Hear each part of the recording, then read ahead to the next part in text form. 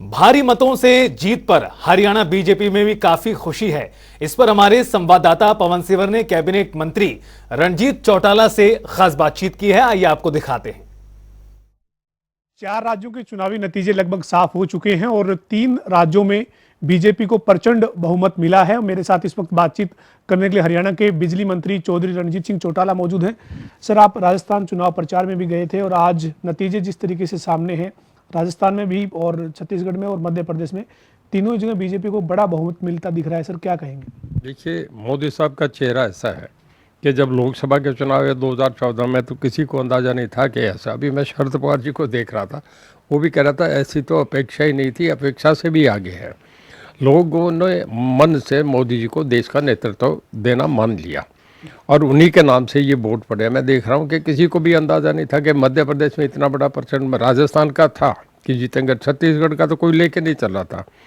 तीनों जगह मैं देख रहा हूँ कि ऑलमोस्ट 70%, 60 to 70% वोट बीजेपी को। जब भी चुनाव होता है 1-2% का फ़र्क तो आता है, पर कभी इतना नहीं आता। ये वाकई कमाल का काम है, गजब कर दिया लोगों ने वोट डालने में। मोदी जी के नेतृत्व के सामने सब बोने पड़ गए, किसी की कोई कहानी नहीं है। देश में राष्ट्रीय और अंतर्राष्ट्रीय मोदी साहब का बहुत बड़ा, मेरे ख्याल में पहली बार किसी ने देश के इतने बड़े नेतृत्व को इतने लंबे समय के लिए स्वीकार करा है। कि इंदिरा जी भी एक बार बीच में चुनाव में हार गई थी। 2014 में मोदी बने, 2019 में बने, 2024 में पहली बार ऐसा होगा कि देश का प्रधानमंत्री 3 बार कंटिन्यूस। इंदिरा जी भी 77 में एक बार हार गई थी। और मैं बधाई देता हूँ मोदी साहब को और उनके साथ जो टीम है, अमित शाह जी और नड्डा साहब, जिन्होंने हर जगह जाके बड़े सोच के ठीक वर्कआउट करके सामने उनके ठीक पुटअप करा। तब अंदाज़ा नहीं लग रहा था, मैं भी सोच रहा था कि सेंट्रल मिनिस्टर को मध्य प्रदेश में असेंबली के चुनाव में उतारा जा रहा है, पर आज पता है कि उनकी रणनीति का ये पार्ट था जिसका आज रिजल्ट एक बहुत आश्चर्यजनक और अचंभे वाला है, हर एक को हैरान करने वाला है। जी सर, जिस तरीके से आप राजस्थान में चुनाव प्रचार में गए थे, राजस्थान को लेकर एक तस्वीर लगभग ये बन रही थी कि बीजेपी जो है वो वहाँ पे जो रिवाज है 5 साल बाद सत्ता बदलने का, जिस तरीके से रिवाज रहा है उस रिवाज पर ही आगे चलने की बात हो रही थी। लेकिन छत्तीसगढ़ में सर कांग्रेस अपनी मजबूती को लेकर आश्वस्त थी।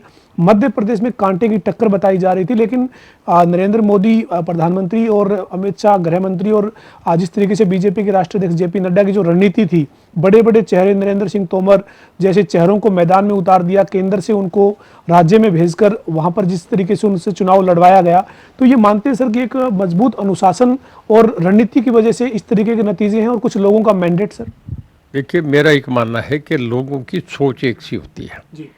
आप चाहे मीडिया में, हम पॉलिटिकल लोग हैं, चाहे गांव में कोई आदमी ताश खेल रहा है, चाहे सुप्रीम कोर्ट की बार में बैठा है जी।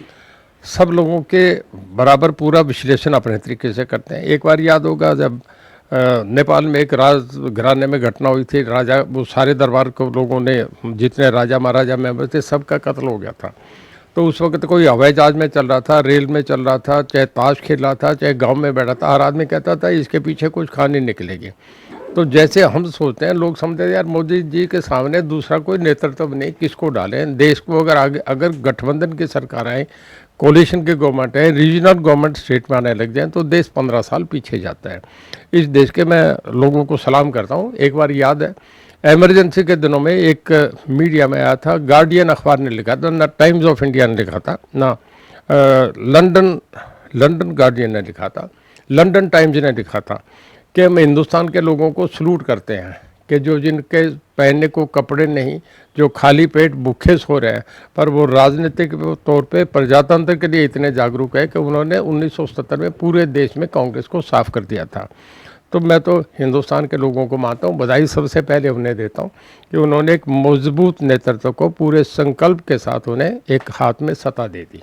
सर, ये जो नतीजे हैं सर, अभी हरियाणा के मुख्यमंत्री मनोहर लाल बधाई दे रहे थे और ये कह रहे थे कि जो सरकार की, बीजेपी की सरकार की, जिन राज्यों में पार्टी की सरकार है बीजेपी की, वहां पर माइक्रो मैनेजमेंट पे काम होता है, लोगों के लिए योजना बनती है, अंतिम व्यक्ति जो है उन तक योजनाओं को हम पहुंचाते हैं, जो लोग कभी वोट नहीं करने की भी सोचते हैं उन तक सरकार की योजना पहुंचती है।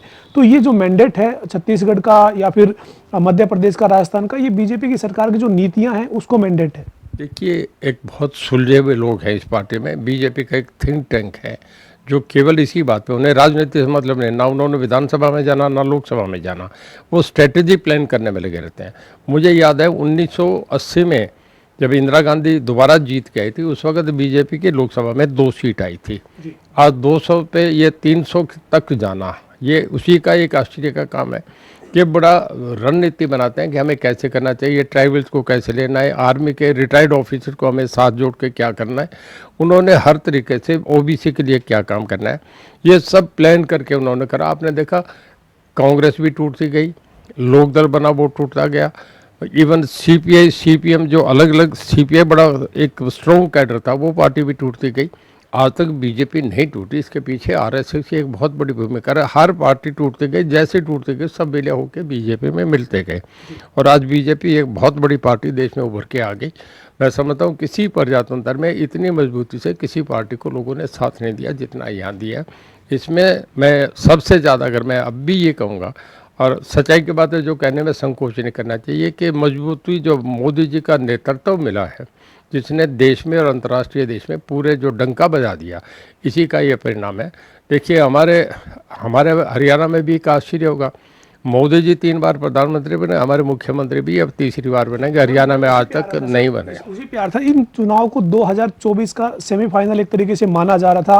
राजनीतिक लोग ये कहते थे कि जो मध्य प्रदेश, छत्तीसगढ़, राजस्थान, इन राज्यों के जो चुनाव होंगे उनमें जो नतीजे होंगे उनका 2024 के लोकसभा चुनाव पर असर की बात हो रही थी। और अगर हरियाणा की हम बात करें तो हरियाणा में 2024 में विधानसभा के भी चुनाव हैं। तो आप ये मानते हैं सर कि ये राजनीतिक तौर पर ये जो असर है ये 2024 के देश के चुनाव पर और हरियाणा के चुनाव पर रहेगा इन नतीजों का? देखिए बिल्कुल इसका असर पड़ेगा। हम यहाँ बात कर रहे हैं, जो कांग्रेस के लोग रिजल्ट देख रहे हैं वो भी ये कह रहे होंगे कि अब क्या करेंगे, कहाँ चलेंगे, वो भी परेशान है और एक दूसरे से सलाह करेंगे, यार अब यहाँ तो कुछ है नहीं, चलना चाहिए। ये वहाँ भी ऐसा मंथन हो रहा है, आप देखना हड़कंप मच जाएगा। हरियाणा में भी कांग्रेस के लोग टूट गए। अब जो ये सभाएं हो रही है आपने देखना, भीड़ नहीं आएगी, लोग बड़े कैलकुलेटेड हैं। हरियाणा के लोग तो जितनी राजनीतिक चेतना यहाँ इतनी किसी भी प्रदेश में नहीं है। सर मध्य प्रदेश के चुनावी नतीजे जो है वो चौंकाने वाले तो है, लेकिन शिवराज सिंह चौहान जिस तरीके से लगातार वहाँ मुख्यमंत्री के तौर पे जो काम कर रहे हैं उसको एक बार जनता ने बड़े मैंडेट के साथ वापस लेकर आए हैं सर उनको। देखिए श्रेय उन्हें भी जाना चाहिए, उन्होंने कोई कमी नहीं रखी। जैसे उन्होंने लाडली योजना शुरू करी, बच्चों में जाके बैठ जाना कि मैं तुम्हारे मामा लगता हूँ, लेडीज़ में जाके तो मेरी बहन और मैं तुम्हारी ऐसे बढ़ाऊँगा। उन्होंने इतनी जो प्रिय योजनाएँ थी, ऐसी योजनाएँ वहाँ लागू करी जिससे वो बहुत पॉपुलर हुए। लोगों ने समझा कि इससे ज़्यादा हमें और अच्छा कोई प्रशासन नहीं मिल सकता, इससे बड़ी हमें योजनाएं नहीं मिल सकती। लोगों ने उनको चौथी बार मैंडेट मिल रहा है। मेरे ख्याल में देश में एक बार ज्योति बसु बने थे 27 साल मुख्यमंत्री, एक बार बादल साहब 25 साल मुख्यमंत्री बने और ये अब चौथी बार मुख्यमंत्री बन रहे हैं। ये भी एक रिकॉर्ड होगा। अंतिम सवाल है सर मेरा, ये जो कांग्रेस ने जो जिस तरीके से नारे चलाए सर, मुफ्त के लेकर जो कई घोषणाएं की, मुफ्त योजनाएं शुरू करने की बात की, या फिर जातिगत जनगणना की बात की, ओबीसी की जातिगत जनगणना को लेकर एक मुद्दा चला, तो ये तमाम जो मुद्दे कांग्रेस लेकर आई सर इन राज्यों के चुनाव के मद्देनजर, उनमें सफलता नहीं मिली, आप ये मानते हैं नतीजों को देखकर? मुझे लगता है कांग्रेस में भी कुछ ऐसे नादान आदमी बैठे हैं जो राहुल की छोटी उम्र का फ़ायदा उठा रहे हैं, उसे ऐसी चीज़ें उनके मुंह से कहलवा रहे हैं जिससे कांग्रेस का नुकसान हो रहा है। उन्हें फ़ायदा कम हुआ है, नुकसान। बाद में कांग्रेस वाले कहते हैं ये गलत हो गया, क्या करें, राहुल बाबू बोल गए। कांग्रेस में हुआ ही ऐसा है कि उन्होंने ऐसी बातें कही जिसका लोगों में उल्टा रिएक्शन गया, जो था वो ज़मीन भी खिसकती चली गई। बहुत बहुत शुक्रिया सर। हमारे साथ हरियाणा के बिजली मंत्री चौधरी रणजीत सिंह चौटाला थे, जो कह रहे हैं कि जो नतीजे हैं वो वाकई चौंकाने वाले हैं। राजस्थान को लेकर एक आंकलन था, लेकिन जिस तरीके से मध्य प्रदेश और छत्तीसगढ़ के जो चुनावी नतीजे हैं बीजेपी के पक्ष में जैसे गए हैं, वो वाकई में एक बड़ा मैंडेट लोगों ने दिया है। और रणजीत चौटाला ने साफ तौर पर कहा है कि ये इसमें कोई कहने में गुरेज नहीं है कि प्रधानमंत्री नरेंद्र मोदी के नेतृत्व को पूरे देश में स्वीकार किया जा रहा है। और जिस तरीके से बीजेपी हर जगह चुनाव में जो नतीजे लेकर आ रही है, उससे साफ है कि नरेंद्र मोदी जो प्रधानमंत्री है उनका नेतृत्व स्वीकार है। साथ ही साथ जेपी नड्डा जो बीजेपी के राष्ट्रीय अध्यक्ष हैं, और इसके अलावा देश के जो गृह मंत्री अमित शाह हैं, उनकी रणनीति और मोदी जी का जो चेहरा है उसको लोग जो है वो वोट कर रहे हैं और उनकी नीतियों को वोट कर रहे हैं। और उनका ये भी कहना है कि जो ये नतीजे हैं उन नतीजों का असर सीधे तौर पर 2024 के देश के चुनाव पर भी और हरियाणा के चुनाव पर भी देखने को मिलेगा। वीडियो जर्नलिस्ट विजेंद्र सिंह के साथ पवन सिंह, जनता टीवी, चंडीगढ़।